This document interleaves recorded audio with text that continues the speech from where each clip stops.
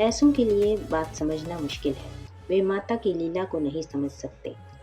पर इससे क्या, माता तो सर्वस्व है, सब कुछ है। वे बंधन भी है और मुक्ति भी।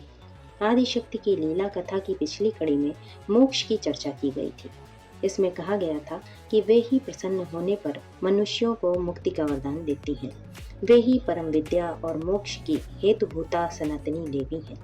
उनकी प्रसन्नता होने पर सब संभव है।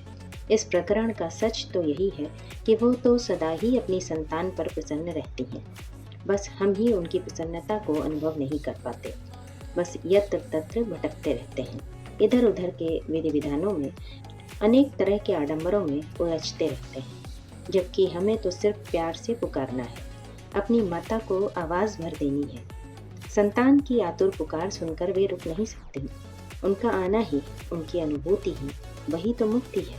इस परम सत्य की चर्चा महर्षि मेधा ने महाराज सुरथ और समाधि वैश्य से की। अब वो इससे आगे की कहते हैं कि जो माता मुक्ति है, बंधन भी वही है। अगर वो बंधन रूपा न हो तो भला ये संसार चले कैसे? ऐसे में ये समूची सृष्टि फिर से उन्हीं में लय हो जाएगी। बात विचित्र है किंतु सत्य है।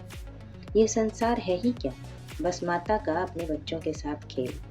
यही बात महर्षि मेधा आदिशक्ति की लीला कथा के इस अगले श्लोक मंत्र में कहते हैं। संसार बंध हेतुश्च सैव सर्वेश्वरेश्वरी, अर्थात वे ही संसार के बंधन की कारण रूपा हैं। वे ही सभी ईश्वरों की स्वामिनी हैं। भक्त कवि का काव्यानुवाद। वो देवी परम विद्या है, मुक्ति हेतु है, नित्या है, जग के बंधन का कारण, सर्व ईश्वरी सत्या है।